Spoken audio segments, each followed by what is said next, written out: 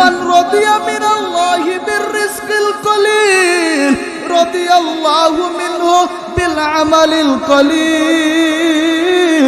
হাসান বসরি ওই হাদিসের ব্যাখ্যার মধ্যে বলেন, কোন বান্দা যদি আল্লাহ তাআলার ব্যাপারে যদি অল্প রিজিকের ব্যাপারে রাজি খুশি হয়ে যায়, আল্লাহ তাআলা তাকে ড্রাইভার বানিয়েছে, আল্লাহ তাআলা রিকশা চালক বানিয়েছে, আল্লাহ তাআলা অল্প রিজিক দিয়েছে, প্রতিদিন কাজ করে প্রতিদিনের কামাই প্রতিদিন শেষ হয়ে যায়, তারপরও কোনো আল্লাহ তাআলা ধন দান করে নাই, এমন অবস্থায় সে যদি আল্লাহ তাআলার ব্যাপারে রাজি খুশি থাকতে পারে যে আল্লাহ আমাকে এমন বানাইছে, আমিও আল্লাহর প্রতি রাজি, আল্লাহর রাসূলের ওই ব্যাখ্যায় হাদিসের ব্যাখ্যায় হাসান বসরি বলেন, তাহলে আল্লাহ তাআলা রাদিয়াল্লাহু মিনহু বিল আমালিল কলিল।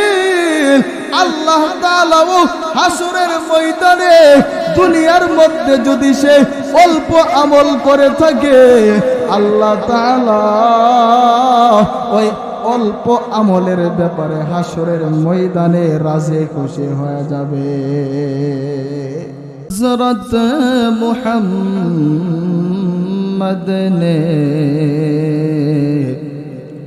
बड़ा एहसान दुनिया पर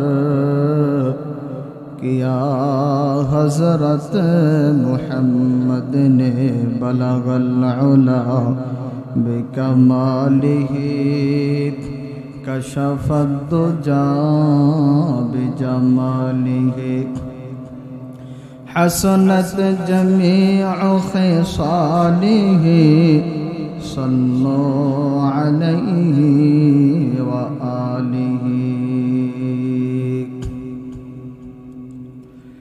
कौनैन का मुख्तार खुदा तुमको बनाया, कौनैन का मुख्तार खुदा तुमको बनाया, उम्मत की निगाहबान खुदा तुमको बनाया, उम्मत की निगाहबान खुदा तुमको बनाया। मैं दूर हूँ मजबूर हूँ ऐ सैयद आलम, मैं दूर हूँ मजबूर हूँ ऐ सैयद आलम, दीदार दिखाते नहीं आवाज़ सुना दो, दीदार दिखाते नहीं आवाज़ सुना दो। हर लहज़ा है मोमिन के नहीं शान नहीं आन, हर लहज़ा है मोमिन के नहीं शान नहीं आन, गुफ्तार में किरदार में अल्लाह के बुरहान, गुफ्तार में किरदार में अल्लाह के बुरहान। ला इलाहा इल्लल्लाह, ला इलाहा इल्लल्लाह, ला इलाहा इल्लल्लाह, ला इलाहा इल्लल्लाह, ला इलाहा इल्लल्लाह, ला इलाहा इल्लल्लाह। मैं तेरे सिवा मौला ये हकीकी, तेरे सिवा मौला ये हकीकी कोई नहीं है, कोई नहीं। ला इलाहा इल्लल्लाह, ला इलाहा इल्लल्लाह, जो ইল্লাল্লাহ লা ইলাহা ইল্লাল্লাহ। ये दौरे अपने बराहीम की तलाश में है, ये दौरे अपने बराहीम की तलाश में है।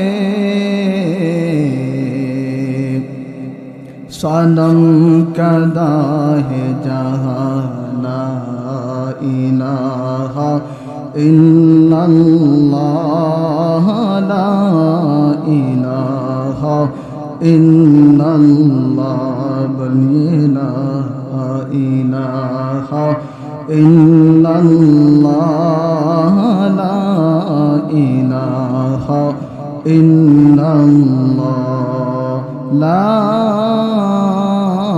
इलाहा इल्लल्लाह मुहम्मदुर রাসূলুল্লাহ সাল্লাল্লাহু আলাইহি ওয়াসাল্লাম। সামন্তগড় দক্ষিণপাড়া নগরালী বাড়ির যুবক বৃন্দের উদ্যোগে দ্বিতীয় বার্ষিক ওয়াজ মাহফিলের সম্মানিত সভাপতি, উপস্থিত দিগর উলামায়ে কেরাম, সামিয়ানার নিচে উপবিষ্ট ধর্মপ্রাণ মুসলমান ভাইয়েরা, যুবক ভাইয়েরা, পর্দার আড়ালে আমার মা ও বোনেরা, সর্বপ্রথম ওই মহান পাক রব্বুল আলামিনের দরবারে লাখো কোটি শুকরিয়া জ্ঞাপন করছি, যে মহান পাক রব্বুল আলামিন আমাদেরকে দয়া করে, মায়া করে, মহব্বত করে, ভালোবেসে বহু শ্রেষ্ঠত্ব দান করে আজকের রহমতি বরকতি সামিয়ানার নিচে আসার এবং বসার মতো তৌফিকটুকু দান করেছেন। সেই জন্য অন্তরের অন্তঃস্থল থেকে বলি আলহামদুলিল্লাহ। একটা কথা বলেছি, শ্রেষ্ঠত্ব দান করে, ছোট করে যদি বলি, আল্লাহ তাআলা আমাদেরকে কেমন শ্রেষ্ঠত্ব দিয়ে এখানে আনছেন। আল্লাহ তাআলার সৃষ্টিজীব দুই ধরনের। কয় ধরনের? এক ধরনের হলো জি রূহ, রূহওয়ালা প্রাণী, যারা যাদের ভিতরে প্রাণ আছে। আরেক প্রকার সৃষ্টিজীব আছে গায়রে জি রূহ, যাদের ভিতরে প্রাণ নাই, যেমন মাটি পাথর, প্রাণ নাই। আচ্ছা বলেন তো, যাদের ভিতরে প্রাণ নাই তারা বেশি দামি নাকি যাদের ভিতরে প্রাণ আছে তারা বেশি দামি? প্রাণ যাদের ভিতরে আছে তারা বেশি দামি। তাহলে এক নম্বর শ্রেষ্ঠত্ব তো আল্লাহ তাআলা আমাদেরকে প্রাণী বানাইছেন, প্রাণী না যারা তারা বানাইছেন না। তাহলে এক নম্বর শ্রেষ্ঠত্ব।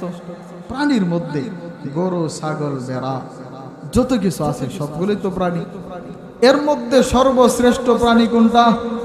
আশরাফুল মাখলুকাত, মানুষ।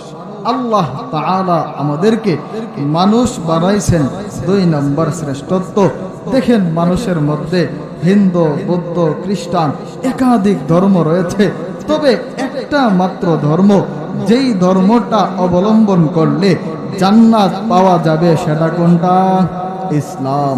আল্লাহ তাআলা আমাদেরকে বিনা দরখাস্তে মুসলমানের ঘরের মুসলমান বানাইছেন, তিন নম্বর শ্রেষ্ঠত্ব। আল্লাহর রাসূল সাল্লাল্লাহু আলাইহি ওয়াসাল্লাম পর্যন্ত হযরত আদম থেকে নিয়ে একাধিক নবী রাসূল আসছে, এর মধ্যে সর্বশ্রেষ্ঠ নবী আর রাসূল হলো আমাদের নবী মুহাম্মদুর রাসূলুল্লাহ সাল্লাল্লাহু আলাইহি ওয়াসাল্লাম। আল্লাহ তাআলা আমাদেরকে আদম নবীর উম্মত বানান নাই, মূসা নবীর উম্মত বানান নাই, ঈসা নবীর উম্মত বানান নাই, ইব্রাহিম নবীর উম্মত বানান নাই, বরং সর্বশ্রেষ্ঠ নবীর সর্বশ্রেষ্ঠ উম্মত বানিয়েছেন। চতুর্থ নম্বর শ্রেষ্ঠত্ব। আল্লাহর রাসূল বলেন, আমার উম্মতের মধ্যে ৭৩টা দল হবে, একটা দল জান্নাতি, বাকি ৭২টা দল জাহান্নামে। ওই দলটা কোনটা? আল্লাহর রাসূল বলেন, যেটার মধ্যে আমি এবং আমার সাহাবায়ে কেরাম আছে। তথা আহলে সুন্নাত ওয়াল জামাআত আল্লাহ তাআলা আমাদেরকে অন্য দল না বানিয়ে আহলে সুন্নাত ওয়াল জামাতের অন্তর্ভুক্ত করেছেন ৫ম নাম্বার শ্রেষ্ঠত্ব। আচ্ছা বলেন তো, আহলে সুন্নাত ওয়াল জামাত যারা আছে সকলেই কি আজকে প্যান্ডেলের ভিতরে আসতে পারছে ওয়াজের এখানে? তাদের থেকে আল্লাহ তাআলা আমাদেরকে শ্রেষ্ঠত্ব দান করে এখানে আনছেন ৬ নম্বর শ্রেষ্ঠত্ব। বহু শ্রেষ্ঠত্ব দান করে আল্লাহ তাআলা আসার এবং বসার মতো তৌফিকটুকু দান করেছেন। আবারও অন্তরের অন্তঃস্থল থেকে বলে আলহামদুলিল্লাহ। আমরা যে শ্রেষ্ঠ নবীর উম্মত, লাভ হয়েছে নাকি লস হয়েছে? কেমন নবী? যেই নবীরই না বানালে কুল কায়নাত কোনো কিছুই বানাইতো না। আল্লাহর রাসূল বলেন ফাদ্দালানি আলাল আম্বিয়া, আল্লাহ তাআলা আমাকে সমস্ত নবী এবং রাসূলের উপরে মর্যাদা দান করেছেন। সুবহানাল্লাহ বলে আল্লামা আব্দুল ফাত্তাহ আবু গুদ্দা রাহিমাহুল্লাহু তাআলা তিনি বলেন মা জামা আল্লাহুল খায়রা কুল্লা লি আহাদিন ইল্লা লিন নবী সাল্লাল্লাহু আলাইহি ওয়াসাল্লাম। আকাশের যত শ্রেষ্ঠত্ব, জমিনের যত শ্রেষ্ঠত্ব, জান্নাতের যত শ্রেষ্ঠত্ব, মোট কথা কুল কায়নাতের মধ্যে যত শ্রেষ্ঠত্ব আছে আল্লাহ তাআলা এককভাবে কাউকে দান করেন নাই, কোন নবীকে দান করেন নাই, কোন রাসূলকে দান করেন নাই। একমাত্র কেবলমাত্র মুহাম্মদুর রাসূলুল্লাহ সাল্লাল্লাহু আলাইহি ওয়াসাল্লাম, উনাকে একমাত্র সমস্ত শ্রেষ্ঠত্ব একসাথে দান করছেন। ফাদ্দালানি আলাল আম্বিয়া রাসূলের এই হাদিসের ব্যাখ্যায় আল্লামা জালালউদ্দিন সৈয়দী রাহমাতুল্লাহি আলাইহি তিনি বলেন, উনার একটা কিতাব আছে হুজ্জাতুল্লাহি আলাল আলামিন ফি মুজিজাতি সাইয়্যিদিল মুরসালিন। ওই কিতাবের মধ্যে বলেন ইন্নাল্লাহা লাম ইউতি আহাদান মিনাল আম্বিয়া ওয়াল মুরসালিন মুজিজাতান ওয়ালা ফাদিলাতান ইল্লা আ'তা রাসূলাহু মিথলাহা আও আ'যামু মিনহা। জালালউদ্দিন সৈয়দী বলে আল্লাহ তাআলা কোন রাসূলকে, কোন নবীকে যত মুজিজা, যত ফজিলত দান করেছে, আদম থেকে নিয়ে আমাদের নবীর আগ পর্যন্ত যত রাসূল, যত নবীকে যত মুজিজা, যত ফজিলত দান করেছে আল্লাহ তাআলা এককভাবে সমস্ত নবী, সমস্ত রাসূলকে যত মুজিজা দিবেন, যত ফজিলত দিবেন, একত্রে একসাথে অথবা তার চেয়ে বেশি আমাদের নবী মুহাম্মদকে দান করছেন। সুবহানাল্লাহ বলে কেমন নবী? একটা মিসাল দেব, এইদিকে যাওয়ার উদ্দেশ্য না, যে আল্লাহর রাসূলকে যত নবীকে মুজিজা দান করছেন এর চেয়ে বেশি দান করছেন। হযরত মূসা আলাইহিস সালাতু ওয়াস সালামকে একটা মুজিজা দান করেছেন। পাথরের মধ্যে লাঠি দ্বারা আঘাত করছে, পাথর থেকে 12টা ঝর্ণা বের হয়েছে। সুবহানাল্লাহ বলেন না? ফাজারাত মিনহু 12 আইনা। পাথর দ্বারা, পাথরের মধ্যে আঘাত করছে লাঠি দ্বারা, 12টা ঝর্ণা বের হয়েছে। এই মুজিজাটাকে আল্লাহ তাআলা আমাদের নবীকে আরো মজবুত করে, আরো বড় করে এই মুজিজাটা দান করছেন। বলেন সুবহানাল্লাহ। عن جابر بن عبد الله رضي الله تعالى عنه قال حضرت جابر رضي الله تعالى عنه বলেন আতিশান নাস ইয়াউমাল হুদাইবিয়া, হুদাইবিয়া যুদ্ধের দিন সমস্ত মানুষ পিপাসার্ত হয়ে গেছে, পিপাসার্ত। ফাজাহিশা নাহবাহু, সমস্ত মানুষ আল্লাহর রাসূলের দিকে চলে গেছেন, দৌড়ে গেছেন রাসূলের কাছে।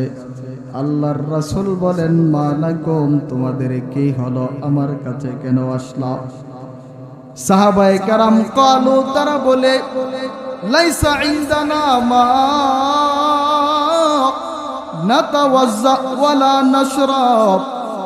আল্লাহর রাসূলকে বলেন রাসূল, আমাদের নিকট কোনো পানি নাই, যেই পানি আমরা পান করব, ওযু করব, এমন কোনো পানি নাই।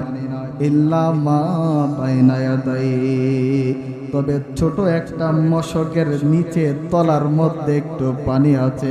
আল্লাহর রাসূল বলেন, এটা আমার কাছে নিয়ে আসো। মনোযোগ দিয়ে শুনবেন। আল্লাহর রাসূলের কাছে যখন ওই ছোট পেয়ালাটার নিচে একটু পানি যখন আল্লাহর রাসূলের কাছে নিয়ে আসে, ফাআদখালা ইয়াদাহু ফি রাকওয়া, আল্লাহর রাসূল ওনার হাত মোবারকটা ওই ছোট পেয়ালাটার ভিতরে প্রবেশ করায়। হযরত জাবের বলেন, ফাওয়াল্লাহ, আল্লাহর কসম, ওয়ালাকাদ রাআইতু ফাজআলাল মা ইয়াজুরু বাইনা আসাবিহি কাআমসালিল উয়ুন। হযরত জাবের রাদিয়াল্লাহু তাআলা আনহু বলেন, আল্লাহর কসম, আল্লাহর রাসূলের হাত মুবারক দিয়া আমি যেন দেখলাম আল্লাহর রাসূলের আঙ্গুল মুবারক দিয়া পানিগুলা ঝর্ণার মতন পানি বের হতে শুরু করলো। আল্লাহর রাসূলের আঙ্গুল থেকে সরাসরি পানি বের হলো। ফাজআলাল মা ইয়াজুরু বাইনা আসাবিহি, আল্লাহর রাসূলের আঙ্গুল মুবারক দিয়া পানি বের হতে শুরু করলো। কাআমসালিল উয়ুন, যেমন ভাবে ঝর্ণার মধ্যে পানি আসে। হযরত জাবের বলেন, ওই পানি দ্বারা আমরা ওযু করলাম, ওই পানি আমরা পান করলাম, আমাদের পাত্রগুলা ভরাট করলাম। একজন বলে, জাবের ওই সময় তোমরা কতজন ছিলাম? হযরত জাবের বলে, কতজন ছিলাম ওইটা পরে শোনো। লাউ কুন্না মিআতা আলফিন লাকাফানা, যদি আমরা ওই দিন 1,00,000 সাহাবায়ে কেরাম যদি ওই দিন আমরা থাকতাম, ওই পানি আমাদের জন্য যথেষ্ট হয়ে যাইত। কিন্তু আমরা ওই দিন 1500 সাহাবায়ে কেরাম ছিলাম। আল্লাহর রাসূলের আঙ্গুল মোবারক থেকে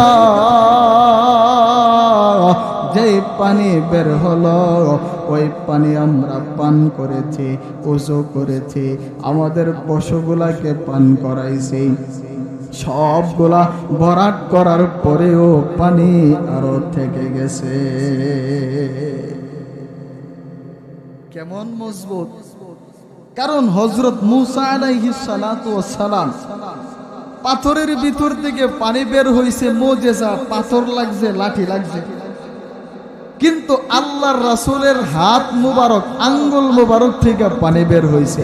তাহলে ওয়াসিতা যতগুলা, অর্থাৎ মাধ্যম, আপনি নেতার কাছে যাইতে 2 জনকে ধইরা যাওয়া লাগে, আরেকজন সরাসরি নেতার কাছে যেতে পারে, দাম কার বেশি? তাহলে আল্লাহর রাসূল পানি বের করছে সরাসরি আঙ্গুল থেকে, এটা মুজিজা, এটা ওই মুজিজার থেকে আরো মজবুত, আরো বড় বেশি। বলেন না সুবহানাল্লাহ। আমাদের রাসূল তো এমন, আল্লাহ তাআলা যেন পুরা পৃথিবীর যত যা কিছু বানাইছে ওইগুলাকে যেন আল্লাহ তাআলার মানসা অনুযায়ী বানাইছে, আর আমাদের রাসূলকে যেন রাসূলের মানসা অনুযায়ী বানাইছে। সুবহানাল্লাহ। হযরত হাসান ইবনে সাবিত রাদিয়াল্লাহু তাআলা আনহু বলেন, মা আহসানা মিনকা লাম তারা কাত্তু আইনি ওয়া আহসানা মিনকা লাম তালিদিন নিসা। হাসান ইবনে সাবিত রাদিয়াল্লাহু তাআলা আনহু বলেন, ইয়া রাসূলুল্লাহ, আল্লাহর রাসূল গো, আমার চোখ কত মানুষকে দেখলো, এই চোখ দ্বারা কত সুন্দর দৃশ্য দেখলাম, এই চোখ দ্বারা কত জনের চেহারা দেখলাম, তবে আপনার মতো সুন্দর ব্যক্তি এই চোখ কখনো দেখে নাই, এবং আপনার চেয়ে সুন্দর কোন শিশু, কোন মা ভূমিষ্ঠ করে নাই। খুলিকতা মুবাররাআম মিন কুল্লি আইবিন কাআন্নাকা কদ খুলিকতা কামা তাশা। আল্লাহর রাসূল গো, আল্লাহ তাআলা যেন পৃথিবীর সব কিছুকে সৃষ্টি করেছে তাদের ওনার মানসা অনুযায়ী। আল্লাহ তাআলা আপনাকে সৃষ্টি করেছেন খুলিকতা মুবাররাআম মিন কুল্লি আইবিন।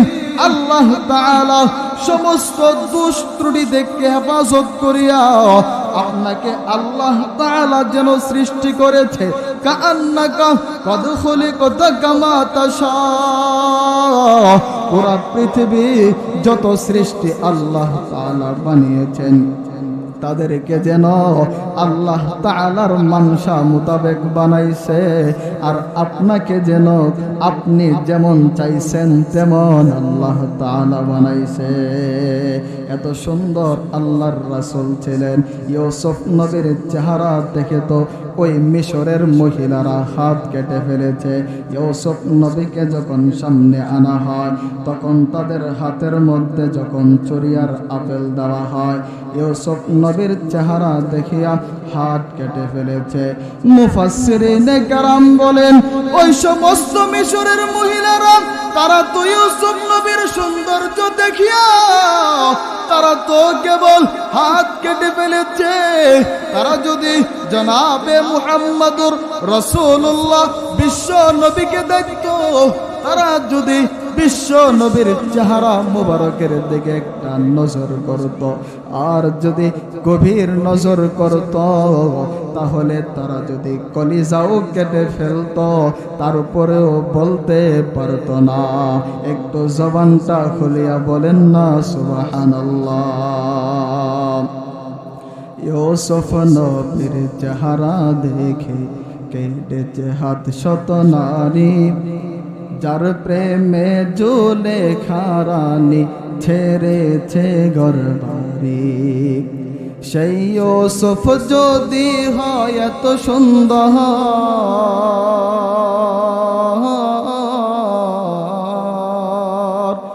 সেই ইউসুফ যদি হয় এত সুন্দর, তবে কত সুন্দর তুমি আল্লাহ, কত সুন্দর তুমি আল্লাহ। তাহলে আল্লাহর রাসূলের সৌন্দর্য শুনলাম, ওই দিকে আসলে যাওয়ার আমার ইচ্ছা নাই। অর্থাৎ আল্লাহর রাসূলের বৈশিষ্ট্য কিছু বললাম, ওইগুলা আলোচনার জিনিস, উম্মত আলোচনা করবে রাসূলের কেমন বৈশিষ্ট্য ছিল। আমি যে আয়াতটা তেলাওয়াত করেছি ওইটা হলো আমলের জিনিস। আল্লাহর রাসূল যেগুলা আদেশ করেছেন ওইগুলা মানতে হবে, যেগুলা নিষেধ করেছেন ওইগুলার থেকে বেঁচে থাকতে হবে। যে কাজ উনি করেছেন ওই কাজ আমাদের করতে হবে, যেইগুলার আদেশ করেছে ওইগুলা মানতে হবে। এর মধ্যে একটা আমলের কথা আমি আজকে বলবো, এই উদ্দেশ্যে আয়াত আর হাদিস বলেছি। আজকের যেই কথাটা বলবো এই কথাটা হলো আল্লাহ তাআলা আমাদের জন্য যত ফায়সালা করে, বিপদ আসে, অনেক সময় নিয়ামত চলে যায়, তথা আল্লাহ তাআলার ফায়সালা যা আছে এটা উম্মত বান্দারা মেনে নেওয়া, এটা বলা হয় আল্লাহর ফায়সালার উপরে রাজি খুশি থাকা। এই ব্যাপারে কিছু কথা বলবো ইনশাআল্লাহ। শুনতে রাজি আছেন ইনশাআল্লাহ? ধারাবাহিকভাবে চলবে। কোরআন থেকে কি বলছে আল্লাহ তাআলা, হাদিসে কি বলছে, মনীষীরা কি বলছে, সাহাবায়ে কেরাম কি বলছে, ইনশাআল্লাহ একের পরে এক বলার চেষ্টা করব।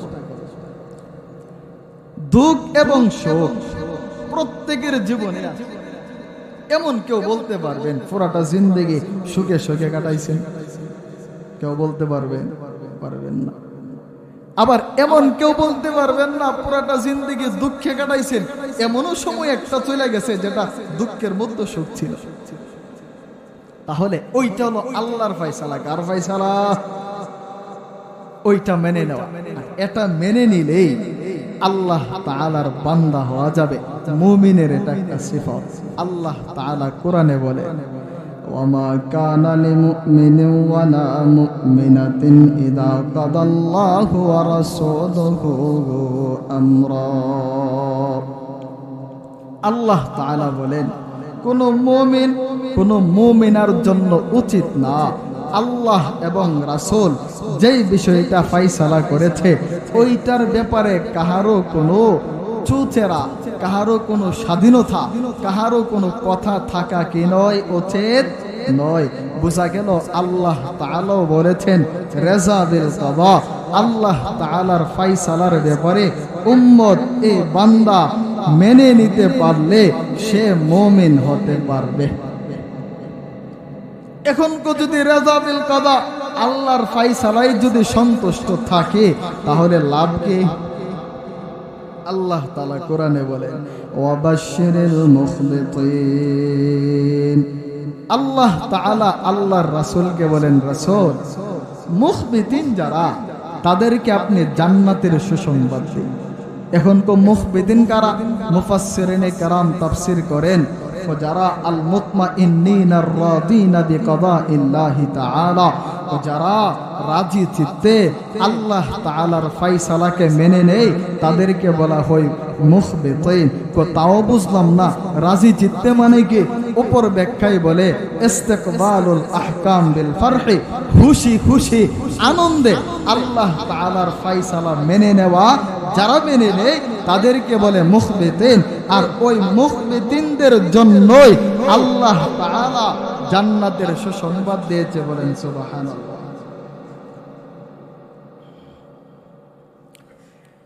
আয়াত থেকে, দুইটা আয়াত থেকে আল্লাহ তাআলার ফায়সালার ব্যাপারে সন্তুষ্টির গুরুত্ব বুঝলাম। এবার হাদিসে চলে যায়। হাদিসে কি বলে? عن أبي الدرداء رضي الله تعالى عنه قال, حضرت أبو الدرداء رضي الله تعالى عنه থেকে বর্ণিত, أن النبي صلى الله عليه وسلم قال, আল্লাহর রাসূল বলেন, ইন্না লিকুল্লি শাইইন হাকীকা, প্রত্যেকটা বস্তুর একটা হাকিকত রয়েছে, একটা মূল রয়েছে, একটা ভিত্তি রয়েছে প্রত্যেকটা বস্তুর। যেমন এই প্যান্ডেলটার একটা ভিত্তি রয়েছে, প্যান্ডেলটার ভিত্তি হলো খুঁটিগুলা। যদি খুঁটিগুলা না থাকে প্যান্ডেল থাকবে না। ওই বিল্ডিং বানাইছে, বিল্ডিং এর একটা ভিত্তি আছে, মূল আছে। ওই মূলগুলা হলো তার খুঁটিগুলা। যদি ওইগুলা না থাকে বিল্ডিংটা থাকবে না। আল্লাহর রাসূল বলেন ঈমানেরও একটা হাকিকত রয়েছে, ঈমানেরও একটা মূল রয়েছে। মা বালাগা আবদুন হাকিকাতাল ঈমান, কোন মুমিন বান্দা, কোন বান্দা ওই ঈমানের হাকিকত, ঈমানের মূলের মধ্যে পৌঁছতে পারবে না যতক্ষণ না পর্যন্ত হাত্তা ইয়ালামা আন্নামা আসাবাহু লাম ইয়াকুন লিইখতিআহু ওয়া মা আখতাআহু লাম ইয়াকুন লিইউসিবাহু। যতক্ষণ পর্যন্ত দুইটা জিনিস তার বিশ্বাস না হবে ততক্ষণ পর্যন্ত কোন বান্দা ঈমানের হাকিকতের মধ্যে পৌঁছতে পারবে না। ওই দুইটা জিনিসকে, ওইটা হলো আল্লাহর রাসূল বলেন হাত্তা ইয়ালামা, যতক্ষণ না পর্যন্ত সে এই বিশ্বাসটা না করবে আন্নামা আসাবাহু লাম ইয়াকুন লিইখতিআহু। সকলে মনোযোগ দিয়ে শুনেন, দুইটা বস্তু কি?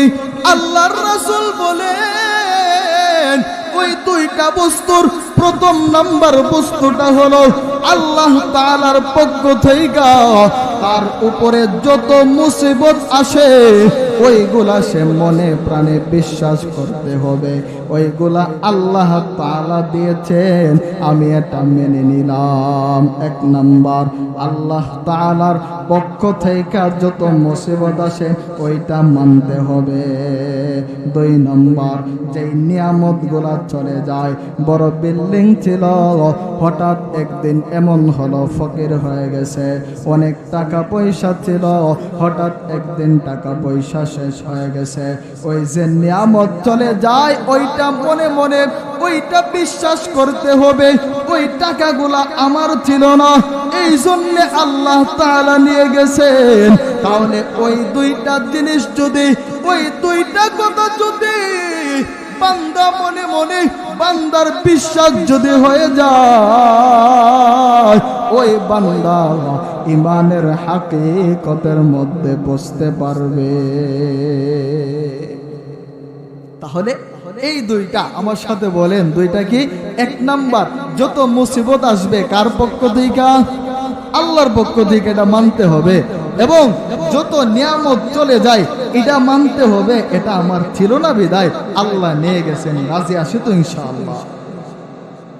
এবার শোনেন, এখন যদি ধৈর্য ধারণ করে তাহলে লাভ কি হবে? আল্লাহর রাসূল বলেন, ইন্না ইজামাল জাযা মা ইজামিল বালা। আল্লাহর রাসূল বলেন, উম্মতেরা শোনো, তোমাদের উপরে যদি মুসিবত তোমাদের উপরে যদি বেশি বেশি আসে, তাহলে ওই মুসিবতটা তোমরা যদি ধৈর্য ধারণ করতে পারো, তাহলে শুনিয়া ওই মুসিবতের বদলাও আল্লাহ তাআলা তত বড় বদলা দান করবে। যার উপরে যত বড় মুসিবত, আল্লাহ তাআলার বদলা, তার পুরস্কার তত বড় হবে। বলেন সুবহানাল্লাহ। মুসিবত দিলে আল্লাহ তাআলাকে ঘৃণা করে মুসিবত দেয় নাকি? আল্লাহর রাসূল বলে, না না, ইন্নাল্লাহা ইদা আহাব্বা কওমান ইবতালাহুম। আল্লাহ তাআলা যখন কাউকে মহব্বত করে, কোন গোত্রকে আল্লাহ তাআলা যখন মহব্বত করে, তখন তাকে আল্লাহ তাআলা মুসিবত দ্বারা পরীক্ষা করে, মুসিবত দ্বারা পরীক্ষা করে। ফামান রাদিয়া ফালাহুর রিদা। আল্লাহর রাসূল বলেন, মুসিবত দেওয়ার পরে সে যদি ধৈর্য ধারণ করতে পারে, সে যদি এটার উপরে রাজি খুশি থাকে, তাহলে আল্লাহ তাআলাও তার ব্যাপারে যাই বলেন সুবহানাল্লাহ। ওয়ামান সাখিতা ফালাহুস সাখাত।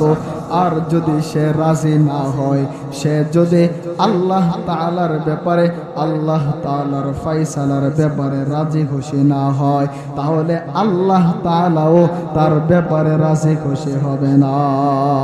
আল্লাহর রাসূল যে বলছেন, ফামান রাদিয়া ফালাহুর রিদা, এর ব্যাখ্যায় হাসান বসরি রাদিয়াল্লাহু তাআলা আনহু বলেন, মান রাদিয়া মিনাল্লাহি বিররিজকিল কলিল রাদিয়াল্লাহু মিনহু বিল আমালিল কলিল। হাসান বসরি ওই হাদিসের ব্যাখ্যার মধ্যে বলেন, কোন বান্দা যদি আল্লাহ তাআলার ব্যাপারে, যদি অল্প রিজিকের ব্যাপারে রাজি খুশি হয়ে যায়, আল্লাহ তাআলা তাকে ড্রাইভার বানিয়েছে, আল্লাহ তাআলা রিকশা চালক বানিয়েছে, আল্লাহ তাআলা অল্প রিজিক দিয়েছে, প্রতিদিন কাজ করে প্রতিদিনের কামাই প্রতিদিন শেষ হয়ে যায়, তারপর কোনো আল্লাহ তাআলা ধন দান করে নাই, এমন অবস্থায় সে যদি আল্লাহ তাআলার ব্যাপারে রাজি খুশি থাকতে পারে যে আল্লাহ আমাকে এমন বানাইছে, আমিও আল্লাহর প্রতি রাজি। আল্লাহর রাসূলের ওই ব্যাখ্যায়, হাদিসের ব্যাখ্যায় হাসান বসরি বলেন, তাহলে আল্লাহ তাআলা রাদিয়াল্লাহু মিনহু বিল আমালিল কলিল। আল্লাহ তাআলাও হাসরের ময়দানে দুনিয়ার মধ্যে যদি সে অল্প আমল করে থাকে, আল্লাহ তাআলা ওই অল্প আমলের ব্যাপারে হাসরের ময়দানে রাজি খুশি হয়ে যাবে। তাহলে কম টাকা পয়সা দিলে এটা কোনো রাগের কোনো বিষয় না। আল্লাহ তাআলা কম টাকা পয়সা দিছে, যদি ধৈর্য ধারণ করতে পারে, হাসরের ময়দানে আমাদের কম আমলের ব্যাপারে আল্লাহ কি হয়ে যাবেন? রাজি হয়ে যাবেন। এর একটা দৃষ্টান্ত, যেমন আপনারা শুনেছেন আব্দুল্লাহ ইবনে মুবারক, উনার জমানার মধ্যে একজন কামার ছিল। কামার কাকে বলে? লোহা লঙ্কর যারা কাজ কারুকার্য করে, দা বানা, কোদাল বানা, তাদেরকে কামার বলে। আব্দুল্লাহ ইবনে মুবারকের জান্নাতের চেয়ে কামারের জান্নাতটা বড়। সুবহানাল্লাহ কইতেন না? আব্দুল্লাহ ইবনে মুবারক কেমন আগে বুঝতে হইব, তইলে কামার যে তার জান্নাতটা বড় তাহলে বুঝবেন আব্দুল্লাহ ইবনে মুবারক কেমন। আব্দুল্লাহ ইবনে মুবারক সারা দিন হাদিস রওয়ায়াত করত, আর সারা রাত নামাজের মধ্যে দাঁড়ায় থাকতো। সুবহানাল্লাহ। আব্দুল্লাহ ইবনে মুবারক যেদিন ইন্তেকাল করেন, পাশের বাড়ির বাচ্চা রাত্রিবেলা চন্দ্র আলোকিত রাত্রির মধ্যে মাকে বলতেছে, মা, ওই বাড়ির আব্দুল্লাহ ইবনে মুবারকের দোতলা বিল্ডিং ছিল, সর্বদাই তিনি চন্দ্র আলোকিত রাত্রে ওই ছাদের উপরে নামাজ পড়তেন। বাচ্চা বলে, আম্মা, ওই বাড়ির যে মালিক মারা গেছে, মারা যাওয়ার সময় কি বিল্ডিং এর উপরে যে একটা মিনার ছিল ওইটাও ভেঙে লয়ে গেছে? মিনার ছিল বলতে আব্দুল্লাহ ইবনে মুবারক প্রত্যেক রাত্রি যে দাঁড়িয়ে নামাজ পড়তো, উপরে রুমাল দিয়ে থাকতো, পাশের বাড়ির বাচ্চা দেখতো দাঁড়িয়ে যে আছে মিনারের মতো, প্রত্যেক দিন ওই দেখে। হঠাৎ যখন বাড়ির মালিক মারা গেল, এখন মিনারটাও নাই, বাচ্চার মনে প্রশ্ন, ওই মালিক কি মিনারও ভাঙা নিয়ে গেছে? কেমন সারা রাত্র কেমন ইবাদত করত। আরো আশ্চর্যের বিষয় দেখেন, ওনার বন্ধু হযরত আব্বাস ইবনে মুহাম্মদ আন-নাসাফি রাহিমাহুল্লাহু তাআলা আব্দুল্লাহ ইবনে মুবারক মৃত্যুর পরে স্বপ্ন দেখে। আব্দুল্লাহ ইবনে মুবারককে তার বন্ধু হযরত আব্বাস ইবনে মুহাম্মদ আন-নাসাফি স্বপ্নে দেখে ওয়াকিফান আলা বাবিল জান্নাহ বিয়াদিহি মিফতাহ। হযরত আব্বাস ইবনে মুহাম্মদ আন-নাসাফি হযরত আব্দুল্লাহ ইবনে আব্বাসকে স্বপ্নের মধ্যে দেখে আব্দুল্লাহ ইবনে আব্বাস জান্নাতের দরজার মধ্যে দাঁড়িয়ে আছে এবং তার হাতের মধ্যে একটা চাবি দেখা যায়। চাবি ওনার দোস্ত আব্দুল্লাহ ইবনে মুবারককে বলে, দোস্ত, ওই চাবিটা কিসের চাবি? কে তোমাকে দিয়েছে? আব্দুল্লাহ ইবনে মুবারক বলেন, এটা হলো জান্নাতের চাবি। কে দিয়েছে? দাফাহু ইলাইয়া রাসূলুল্লাহ, এটা আমাকে আল্লাহর রাসূল এই চাবিটা দান করেছেন এবং আল্লাহর রাসূল আমাকে বলেছেন, ফাকুম আমিনি ফিস সামা কামা কুনতা ফিল আরদি। হে আব্দুল্লাহ ইবনে আব্বাস, জমিনের মধ্যে তুমি যেমন আমার আমানতদার ছিলাম, আসমানের মধ্যেও তুমি আমার আমানতদার হয়ে যাও। এই নাও চিহ্ন। জান্নাতের চাবি দ্বারা উনাকে আল্লাহর রাসূল মর্যাদাবান বানিয়ে দিয়েছে। ওই আব্দুল্লাহ ইবনে আব্বাস, ওই আব্বাসের জান্নাতের চেয়ে কামারের জান্নাতটা যদি বড় হয় কেমন একটা অবস্থা। ওনার দোস্ত স্বপ্নের মধ্যেই বলে, আব্দুল্লাহ ইবনে আব্বাস, জান্নাত পাইলা? কেমন পাইলা বলো না। আব্দুল্লাহ ইবনে আব্বাস বলে, আল্লাহ তাআলা আমাকে জান্নাত দান করেছেন, আলহামদুলিল্লাহ। তবে আমার একটা চিন্তার বিষয় হলো, আমার বাড়ির পাশের যে কামার ছিল, কামার, ওই কামারের জান্নাতটা আমার জান্নাতের চেয়ে বেশি বড়। তখন ওই তার বন্ধুর যখন ঘুম ভেঙে যায়, চিন্তার মধ্যে পড়ে গেল হযরত আব্দুল্লাহ ইবনে আব্বাস, আব্দুল্লাহ ইবনে মুবারক, আব্দুল্লাহ ইবনে মুবারকের জান্নাতের চেয়ে পাশের বাড়ির কামারের জান্নাতটা বেশি বড়। এটা তো তিনি মানতে পারে না। তখন ওই কামারের বাড়ির মধ্যে যখন গেলেন, গিয়ে স্ত্রীকে জিজ্ঞাসা করে, আপনার স্বামী কি এমন আমল করত যে আমলের কারণে আব্দুল্লাহ ইবনে মুবারকের জান্নাতের চেয়ে তার জান্নাতটা বেশি বড়? আব্দুল্লাহ ইবনে মুবারকের জান্নাতের চেয়ে তার জান্নাতটা বেশি বড়। কি এমন আমল করত? স্ত্রী বলেন, আমার স্বামী তো গরিব ছিল, গরিব, আমল বেশি করতে পারতো না। তবে যখন কাজের মধ্যে যখন মসজিদ থেকে এলান আসতো, আজান যখন আসতো, তখন আমার স্বামী কাজ ছেড়ে দিয়া মসজিদের দিকে রওনা হয়ে যাইত আর আল্লাহ তাআলাকে ডাইকা বলতো, আল্লাহ, আপনি আমাকে আব্দুল্লাহ ইবনে আব্বাসের মতন অটল ধন সম্পত্তি দান করেন নাই। হযরত আব্দুল্লাহ ইবনে মুবারকের ওই সময় দুতলা বিল্ডিং ছিল।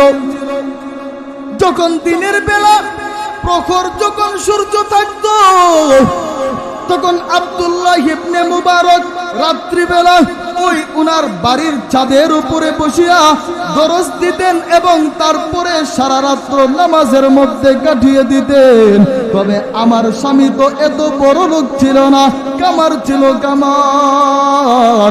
যখন দিনের বেলা কাজ করতে পারতো না, প্রখর রৌদ্র, রাত্রিবেলা ওই আমার স্বামী তখন কামারের কাজ করত আর আল্লাহ তাআলাকে ডাইকা বলতো, আল্লাহ আমি তো কামার, আব্দুল্লাহ ইবনে মুবারককে আপনি অটল ধন সম্পদ দান করেছেন, ওই ধন সম্পত্তি আমাকে দান করেন নাই, তাতে আমার কোনো আফসোস নাই। তবে আপনার নিকট আমার একটা আরজি,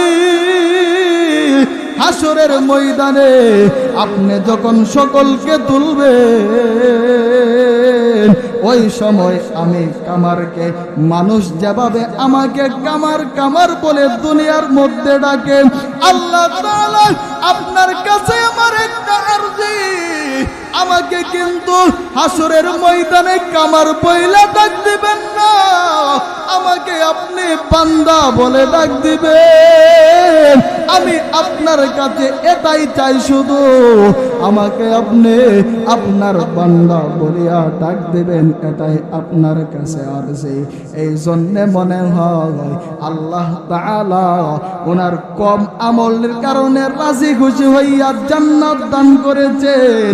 এই জন্যই স্বপ্নে দেখেছে ওই যে আব্দুল্লাহ ইবনে মুবারক, ওনার জান্নাতের চেয়ে কামারের জান্নাতটা বেশি বড়।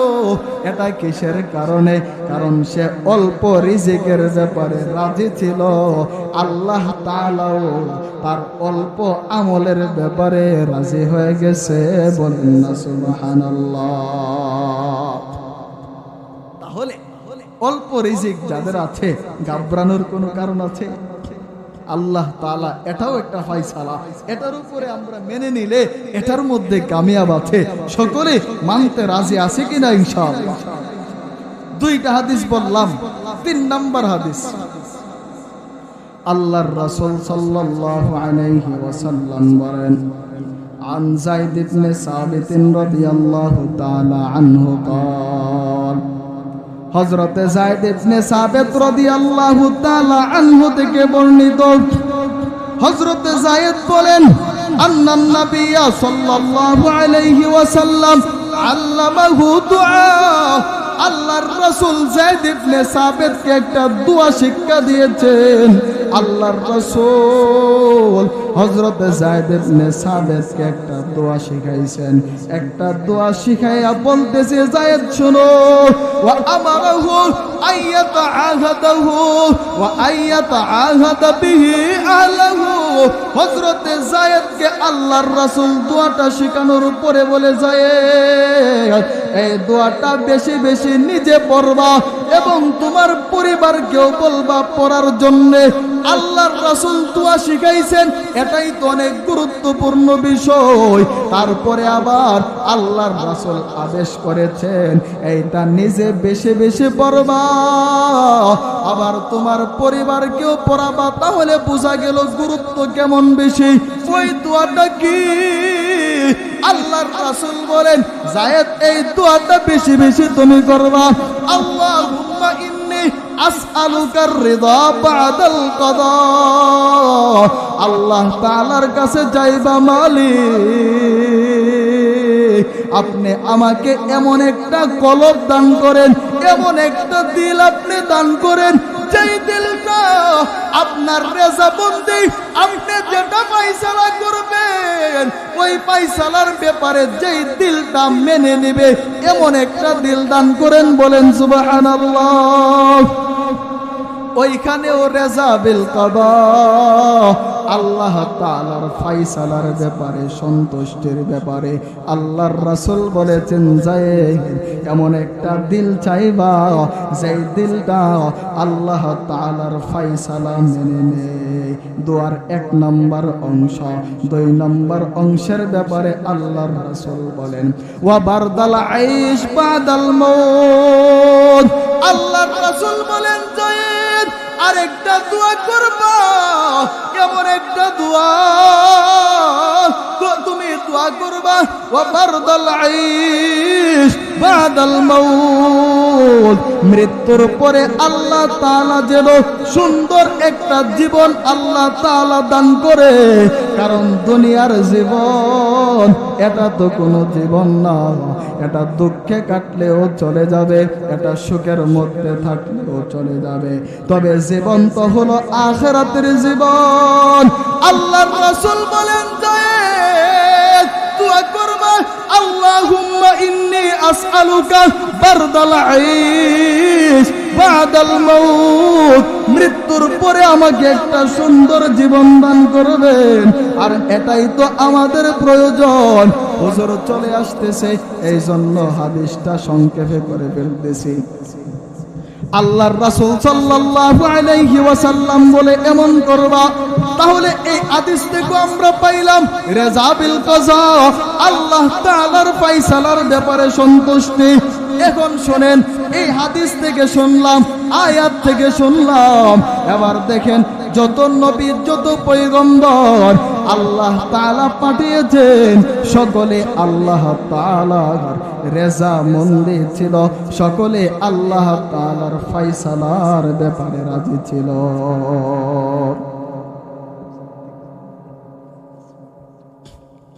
তাহলে দেখেন এমন একজন নবী ছিল, আর এমন একজন নবী ছিল যেই নবী নিজেও আল্লাহর ফয়সালার ব্যাপারে সন্তুষ্ট ছিল, উনার স্ত্রীও আল্লাহ তাআলার ফয়সালার ব্যাপারে সন্তুষ্ট, উনার ছেলেও আল্লাহ তাআলার ফয়সালার ব্যাপারে সন্তুষ্ট, হযরত ইব্রাহিম আলাইহিস সালাতু ওয়াস সালাম। এটা বলে আমি শেষ করব ইনশাআল্লাহ। দেখেন হযরত ইব্রাহিমকে আল্লাহ তাআলা ওই আগুনের মধ্যে ফেলানোর ব্যাপারে পরীক্ষা করেছে। কাফেররা বলে ক্বালু বুনু লাহু বুনিয়ানা ফাআলকুহু ফিল জাহিম, ওই কাফেররা বলে ইব্রাহিমকে তোমরা আগুনের মধ্যে ফেলিয়া দাও, তার জন্য অগ্নিকুণ্ড বানাও। বানালো যখন আগুনের মধ্যে ফেলবে, আসমান থেকে ফেরেশতারা আসছে, আয়েশা বলতেছে ইব্রাহিম যদি অনুমতি দেন পানি দ্বারা নিভিয়ে ফেলবো। ইব্রাহিম জিজ্ঞাসা করে নিজের থেকে আসলা নাকি আল্লাহ তাআলা পাঠাইছে? বলে আপনার মহব্বতে নিজের থেকে আসলাম।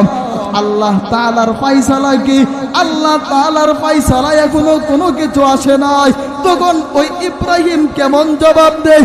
আল্লাহর রাসূল বলেন কানা আখিরু কালামি ইব্রাহিম হিনা উলকিয়া ফিন্নার, ইব্রাহিমের শেষ কথা ছিল হাসবি আল্লাহ ওয়া নি'মাল ওয়াকিল, আল্লাহ তাআলাই আমার জন্য যথেষ্ট।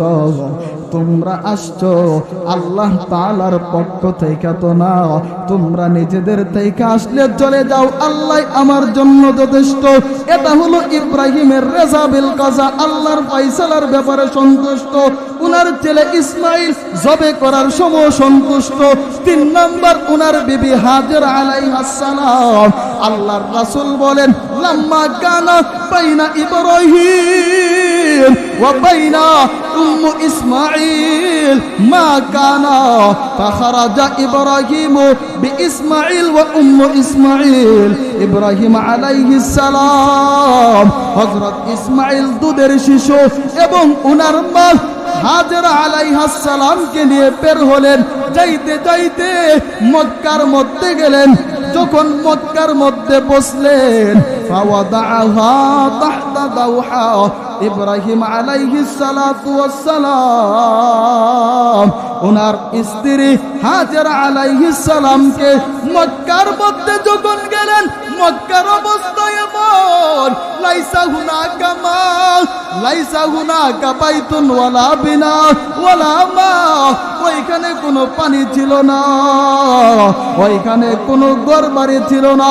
মক্কার মধ্যে একটা গাছের নিচে দুধের শিশু এবং তার স্ত্রী হাজেরাকে রেখে চলে আসতেছে। ফারাজা ইলা আহলিহি, হযরত ইব্রাহিম বাড়ির দিকে রওনা হয়ে গেছেন। ফাআতবাআতহু উম্মু ইসমাইল, স্বামী চলে যাইতেছে, এই জন্য স্ত্রীও পিছনে পিছনে ছুটছে, কারণ কোনো কিছু তো বলে না।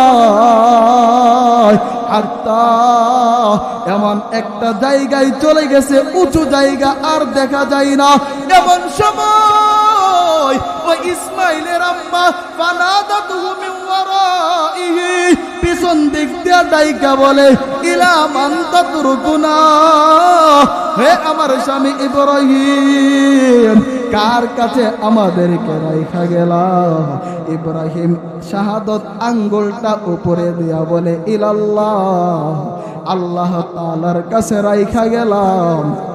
তখন ওনার স্ত্রী হাজরা বলেন, রাদিতু বিল্লাহ, যদি আল্লাহ তাআলার কাছে রেখে যান তাহলে আমি রাজি আছি। দেখেন, তাহলে আল্লাহ তাআলার ফায়সালার ব্যাপারে দুধের শিশু নিয়া, যেখানে কোনো পানি নাই, কোনো কিছু নাই, ওইখানেও রাজি আছে, আল্লাহর কাছে রেখে গেছেন। আল্লাহ আমাদেরকে দেখবে। যতটুকু বললাম, হায়াত থেকে বললাম, হাদিস থেকে বললাম, মনীষীদের কথাও বললাম, আল্লাহ তাআলার রেজামন্দে ফায়সালার উপরে সন্তুষ্টি থাকার ব্যাপারে আল্লাহ তাআলা যেন আমাদেরকে আল্লাহ তাআলার ফায়সালার ব্যাপারে সন্তুষ্ট থাকতে পারে, সেই তৌফিক দান করুন। হুজুর আসছেন, বসায় রাখছি, মাফ করবেন। অত্যন্ত সুন্দর আলোচনা